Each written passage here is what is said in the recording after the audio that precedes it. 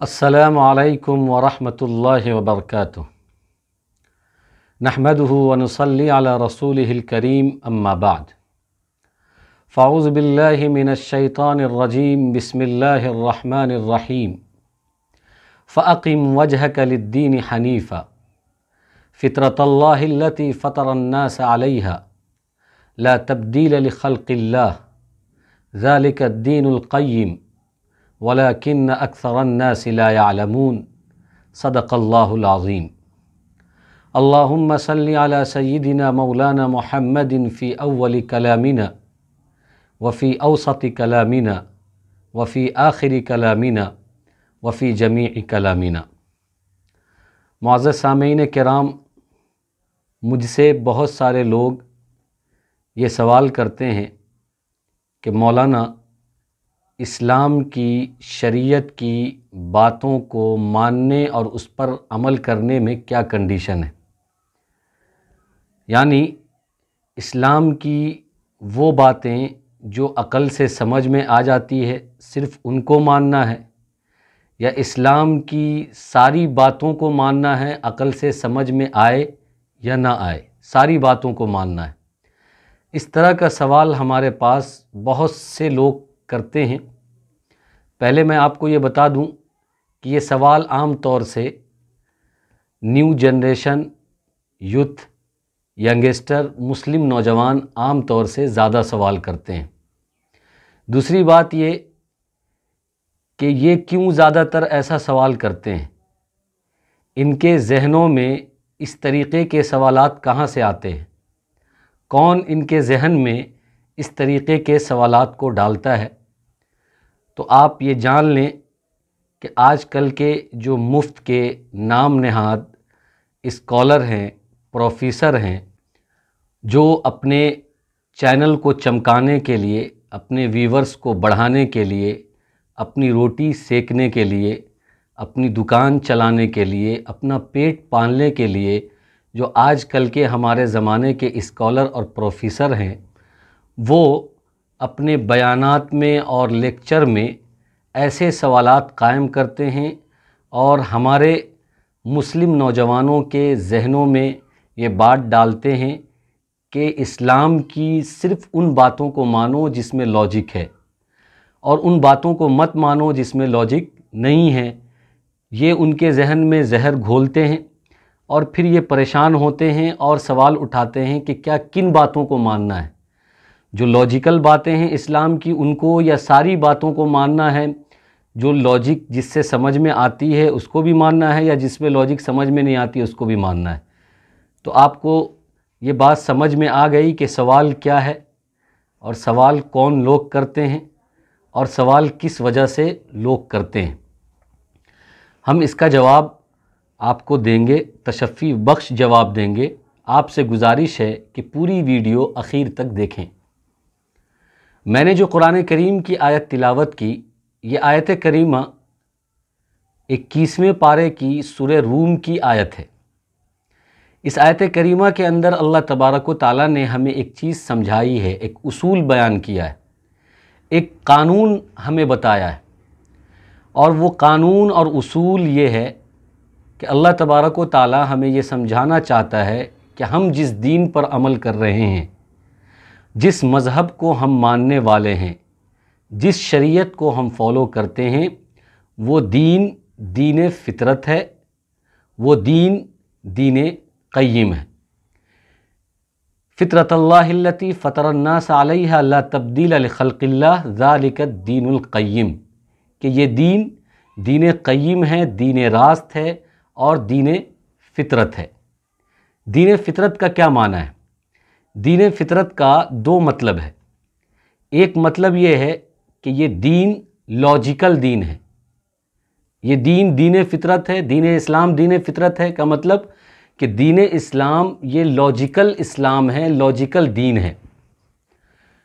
اور لاجیکل اسلام اور لاجیکل دین ہونے کا مطلب یہ ہے کہ دنیا کے کسی بھی ایسے انسان کے پاس جس کے پاس عقل ہو اور سلیم عقل والا انسان ہو، اس کے پاس دین اسلام کے احکامات کو رکھا جائے، پیش کیا جائے، تو وہ عقل کی بنیاد پر دین اسلام کا کوئی بھی حکم اور دین اسلام کی کوئی بھی بات عقل کی بنیاد پر ریجیکٹ نہ کرے، اس کا انکار نہ کرے، بلکہ اس کو پسند کرے اور اس کو قبول کرے، عقل مند بھی ہو اور اس کی عقل سلیم والی عقل ہو، تو وہ دین اسلام کی کسی بات کو ریجیکٹ نہیں کرے گا اور ناپسند نہیں کرے گا، بلکہ قبول کرے گا۔ میں جو یہاں پر ایک بات آپ سے کہہ رہا ہوں کہ دنیا کا کوئی بھی انسان ہو، عقل مند ہو اور عقل سلیم والا ہو، سلیم کا جو لفظ میں اس لیے بڑھا رہا ہوں کہ بعض لوگوں کی عقل ہوتی ہے، بعض لوگ عقل مند ہوتے ہیں لیکن وہ اپنے عقل سے ڈھیلا پھوڑتے ہیں، اپنے عقل سے جو ہے سر پھوڑتے رہتے ہیں، ڈھیلے سے سر پھوڑتے ہیں، مارے گھٹنا پھوٹے سر۔ اس کی میں ایک مثال آپ کے سامنے رکھتا ہوں۔ ابھی قریب میں آپ نے بہت ہنگامہ سنا ہوگا ایک شخص کے بارے میں جو ماقبل میں وسیم رضوی تھا، اب وہ تیاگی بن چکا ہے۔ تو اس نے بہت عقل دوڑایا، بہت عقل لڑایا، وسیم رضوی عرف تیاگی، تو اس نے ڈھیلا ہی پھوڑا ہے، اس نے اپنا سر ہی پھوڑا ہے۔ اس کا ماننا یہ تھا عقل لڑاتے لڑاتے کہ قرآن کی آیتوں کو بدلو، لیکن آج یہ حالت ہے کہ اللہ نے اس کے دھرم کو بدلوا دیا۔ قرآن کی آیت تو وہ نہیں بدل سکا لیکن دھرم اس نے بدل لیا، اب وسیم رضوی سے تیاگی بن گیا ہے۔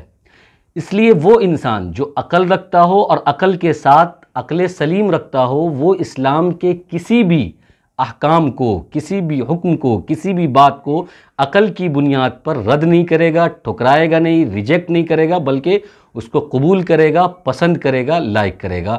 یہ ہے دین فطرت کا معنی، لاجیکل دین ہونے کا معنی۔ دوسرا معنی لاجیکل دین ہونے کا یہ معنی ہے کہ دین کی کوئی بھی بات عقل کے خلاف نہیں ہے۔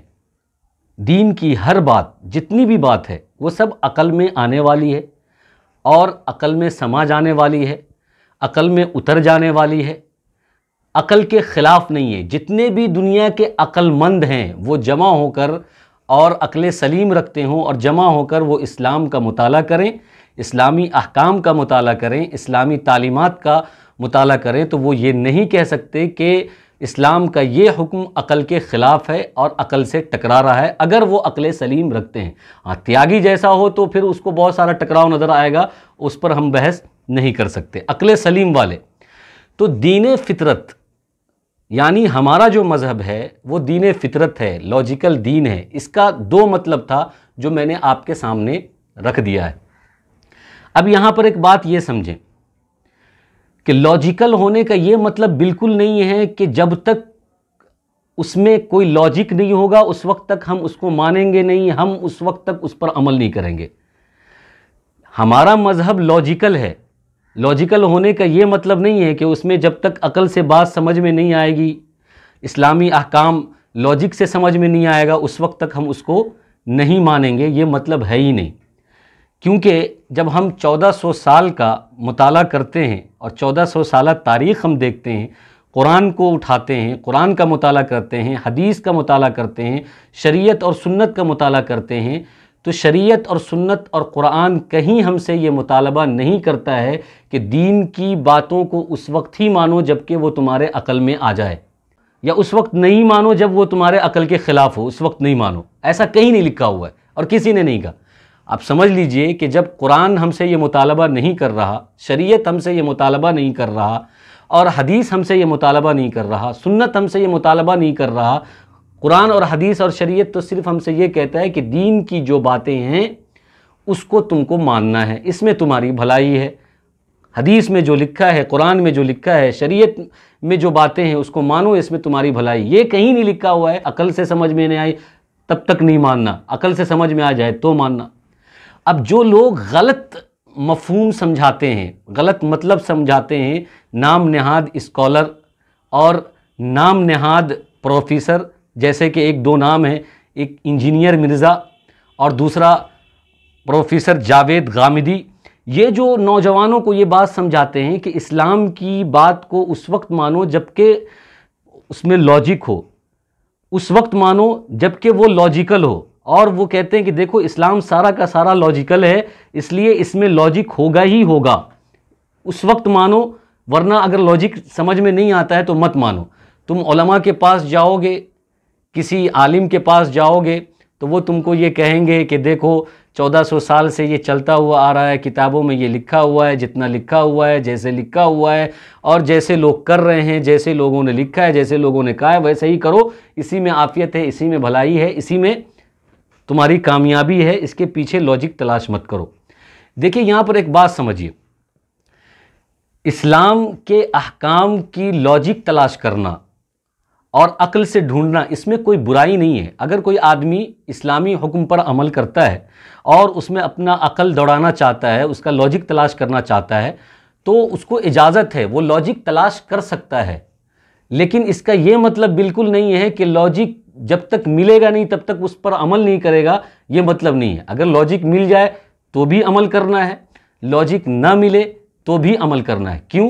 اس لیے کہ شریعت عمل کرنے کے لیے عقل پر مدار رکھا ہی نہیں ہے، عقل کو مدار رکھا ہی نہیں ہے، عقل کا معیار رکھا ہی نہیں ہے، عقل کا پیمانہ رکھا ہی نہیں ہے. شریعت نے یہ کہا کہ عقل میں بات آئے تو بھی مانو، بات عقل میں نہ آئے تو بھی مانو، لاجک سمجھ میں آئے تو بھی مانو، لاجک سمجھ میں نہ آئے تو بھی مانو. لیکن نام نہاد اسکالر، نام نہاد پروفیسر، مفت کے اسکالر، مفت کے پروفیسر جو اپنا پیٹ پالتے ہیں ٹی آر پی کے ذریعے، وہ کہتے ہیں کہ دیکھو ہم تم کو لاجک کی بات کرتے ہیں، ہم لاجک سے تم کو اسلام سمجھاتے ہیں، جب اسلام تم کو لاجک سے سمجھ میں آ جائے تو مانو، اگر لاجک سے سمجھ میں نہیں آتا ہے تو نہیں مانو. یہ تو نام نہاد مفت کے اسکالر اور پروفیسر کی بات ہے. ہم کہتے ہیں کہ یہ بالکل غلط نظریہ ہے. کیوں؟ اس لیے کہ شریعت کا مدار عقل پر اس لیے نہیں رکھا گیا کیونکہ عقل انسانوں کی ڈیفرنٹ ٹائپ کی ہوتی ہے، الگ الگ ٹائپ کی ہوتی ہے. کسی کو عقل زیادہ ہوتی ہے، کسی کو عقل کم ہوتی ہے، کسی کو عقل بالکل نہیں ہوتی ہے، کسی کو حد سے زیادہ عقل ہوتی ہے. بہت تسمار خان اور ترم خان عقل سے زیادہ کوئی ہوتا ہے، جیسے کہ یہ پروفیسر جامد احمد غامدی خود بھی گمراہ دوسرے کو بھی گمراہ کرتا ہے. انجینئر مرزا خود بھی گمراہ دوسرے کو گمراہ کرتا ہے. کیوں؟ اس لیے کہ اس کو حد سے زیادہ عقل ہے، اور کسی کو بالکل عقل ہی نہیں ہوتی ہے، اور کسی کو تھوڑی بہت عقل ہوتی ہے.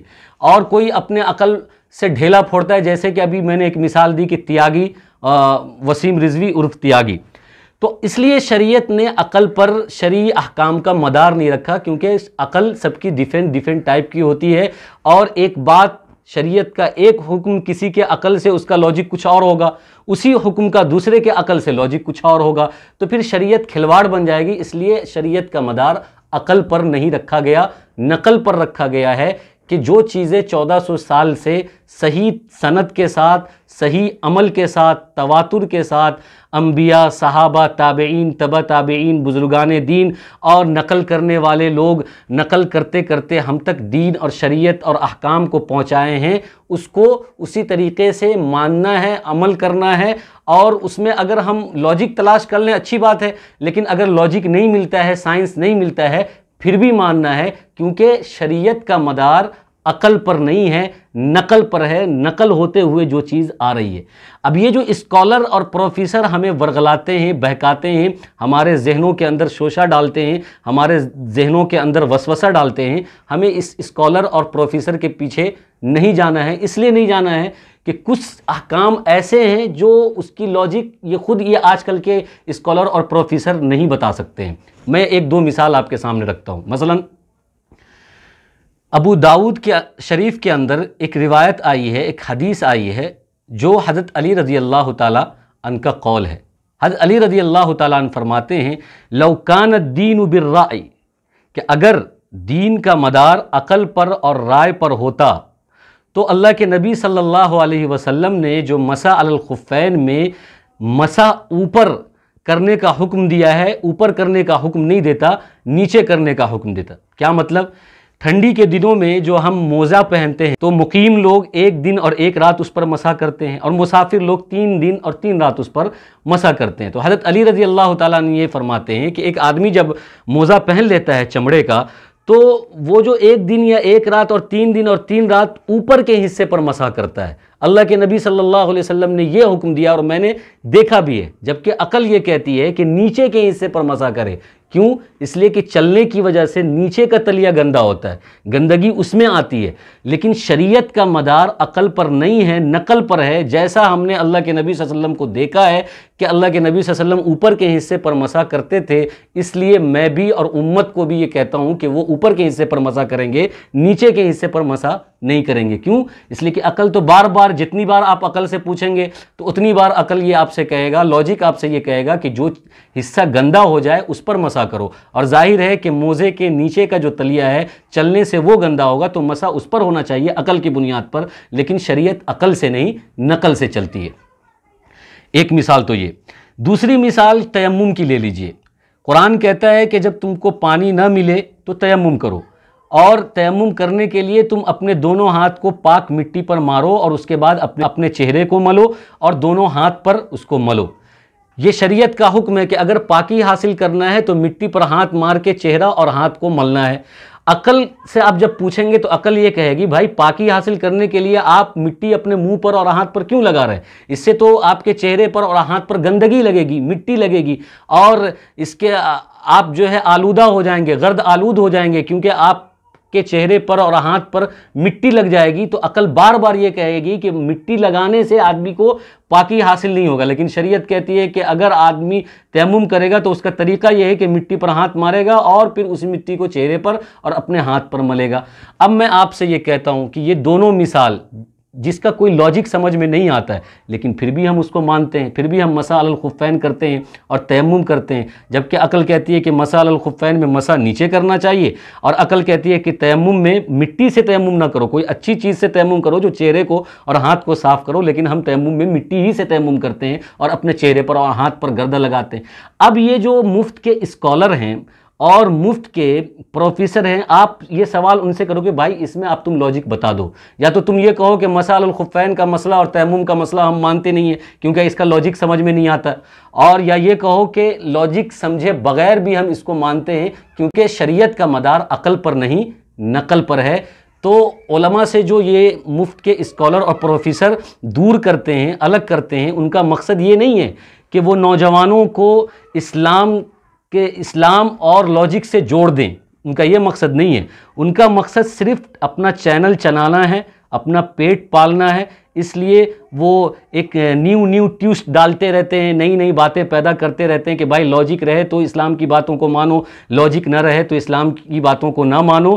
یہ صرف ان کا اپنا چینل چلانے کے لیے، پیٹ پالنے کے لیے ایک طریقہ ہے۔ یہ نہیں چاہتے کہ بھائی نوجوان لاجک اور اسلام میں بلیو کرنے لگیں اور اسلام کو لاجک سے سمجھنے لگیں، ان کا قطعاً یہ نظریہ نہیں ہوتا ہے، یہ معروف اور مفت کے اسکالر اور پروفیسر کا، کیونکہ ان کے پاس بھی ان دو مسئلوں میں اور ایسی کئی مثالیں ہیں جس میں کوئی لاجک نہیں ہے لیکن اس کو وہ مانتے ہیں۔ تو آپ بھی کبھی جب ان کی مجلسوں میں بیٹھو، ان کے بیان کو سنو، تو آپ ان سے پوچھو کہ ٹھیک ہے انجینئر صاحب، آپ ہم کو یہ بتا دیجئے کہ پھر مسح علی الخفین میں کیا لاجک ہے، تیمم میں کیا لاجک ہے، تیمم آپ بھی مانتے ہیں، ہم بھی مانتے ہیں، تو پھر آپ امت کو اور نوجوان کو ورغلا رہے ہیں، پھسلا رہے ہیں، بہکا کیوں رہے ہیں؟ آپ سیدھا سیدھا یہ کہیے نا کہ شریعت کی بات کو نقل سے مانا جاتا ہے، عقل سے اگر سمجھ میں آ جائے تو نور علی نور، سائنس سے سمجھ میں آ جائے تو نور علی نور، ورنہ شریعت کی باتوں کو نقل سے ہی ماننا ہے کیونکہ نقل پر ہی شریعت کا مدار ہے۔ تو خلاصہ یہ ہے